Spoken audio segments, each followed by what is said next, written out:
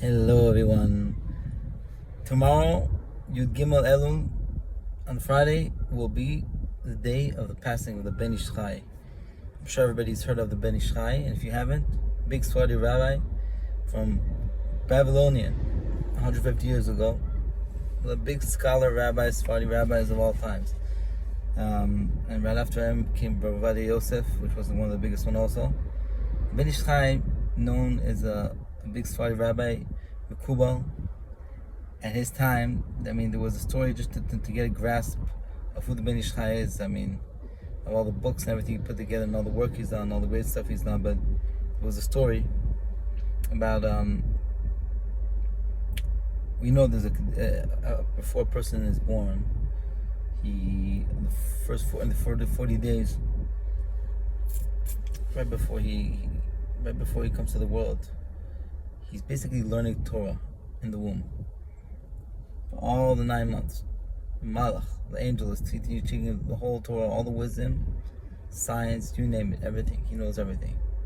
Pure genius of physics and spirituality all together. And right before he comes out, the Malach touches his area over here. That's where we have this mark everybody knows of. And we forget. The child forget everything he was taught. What's the point of all this? We'll see in a second. But beforehand, this time, the Malach did not press the button. He didn't go through this. The child came out. For some reason, he had no squishy spot.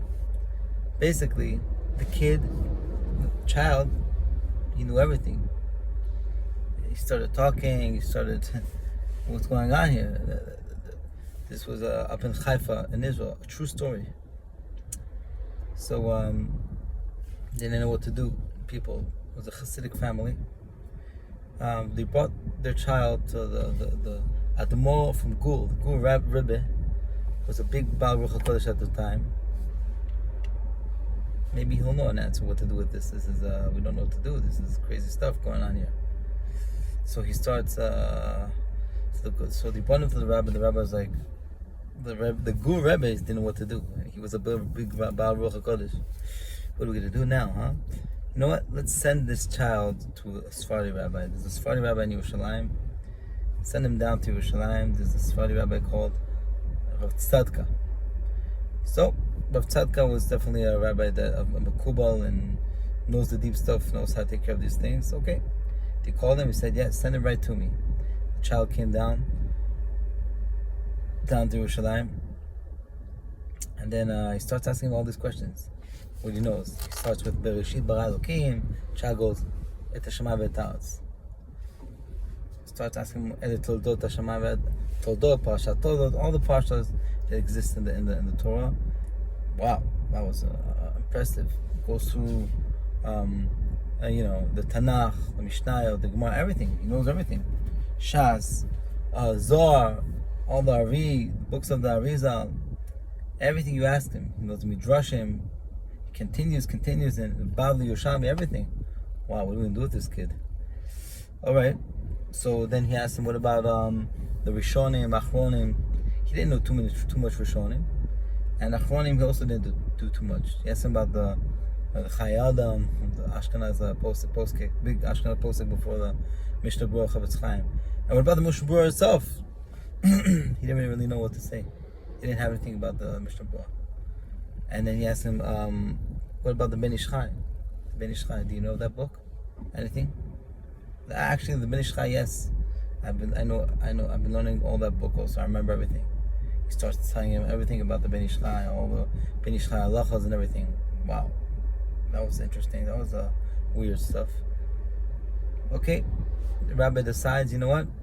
He make a prayer, Kabbalistic prayer, that this child should forget everything, because otherwise he won't be able to go through this world knowing everything. It's just not going to work.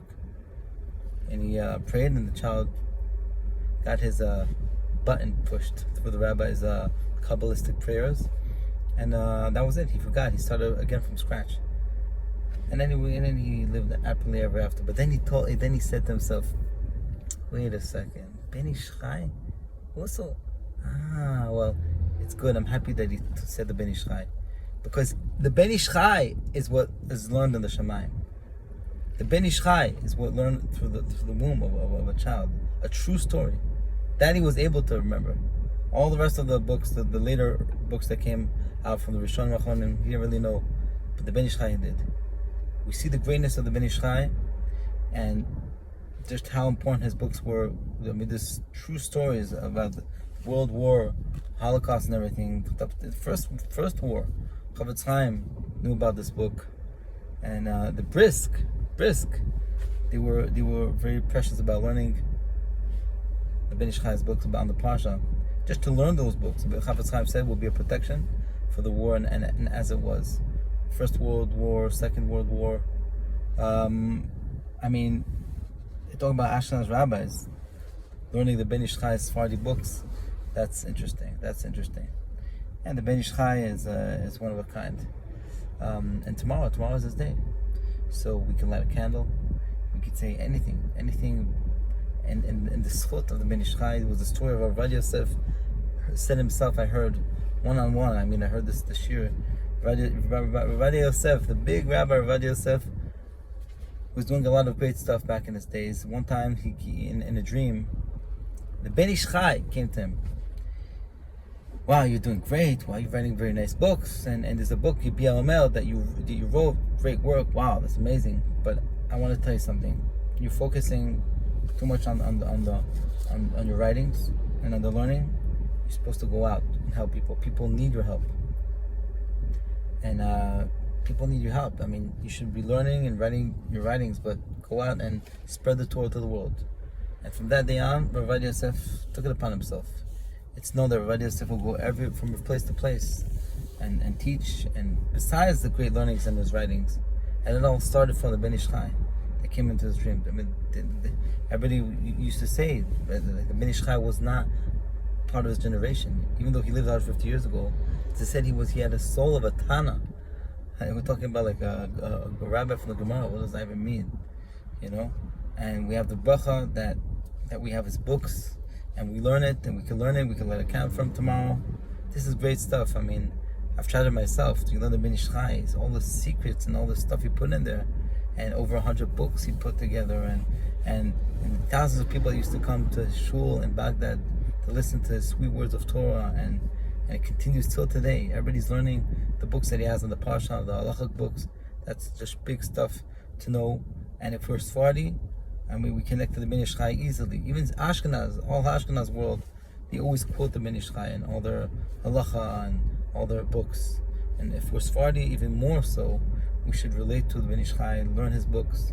Great wisdom that he gives us from the Arizal, all the secrets of the Torah from Rav Shimon Bar Yochai, putting that together with halacha and the great insights. It's unheard of.